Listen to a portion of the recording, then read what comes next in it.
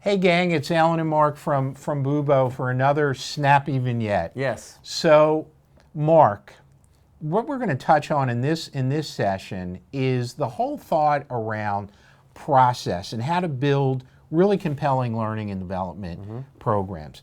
Too often we see projects kind of go off the rails and go sideways.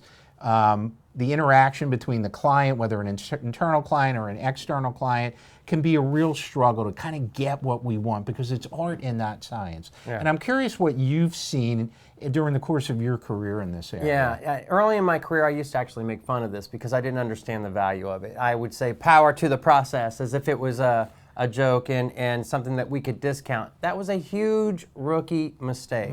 In the end, what I've learned, and it's proven true, is that when you take your time, you save time. And what I mean by that is there's a very clear instructional design methodology you can go through that can really lay out decision points for your SMEs and stakeholders that are kind of a point of no return. So very important that you don't get late in the process and start coming back to decisions that should have been made earlier. There is a very methodical way of doing that, and it's something that sometimes you have to educate your client on and kind of stick your ground, and it might take a couple of iterations or a couple of attempts to get there, but it's very important that once you've trained your client on your process, you're going to be far more efficient at developing a really polished product. And what's the slogan that you use?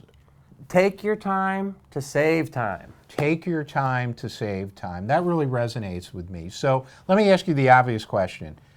We don't go through the process the way we should. What's the end result? We do go through the process the way we should. What's the end result? Yeah. Without the process, very easy. You're over budget, overstressed, and your clients and SMEs ultimately have had unrealistic expectations or have been disappointed in different things, pushed back in all those different variables, and overall the project is seen as less than ideal.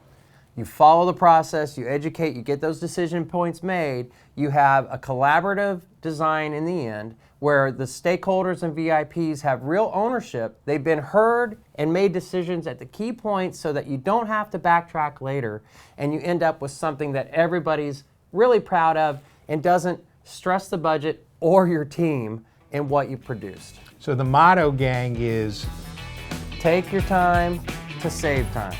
And we're over and out. Thank you. Leave your comments and keep engaged in our community of practice here, and we'll see you next time.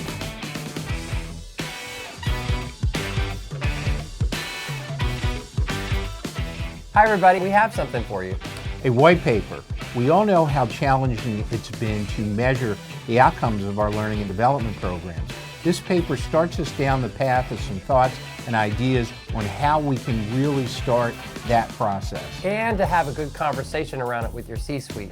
All you have to do is click the link, download it, read it, and let us know what you think about it. We'd love to hear from you.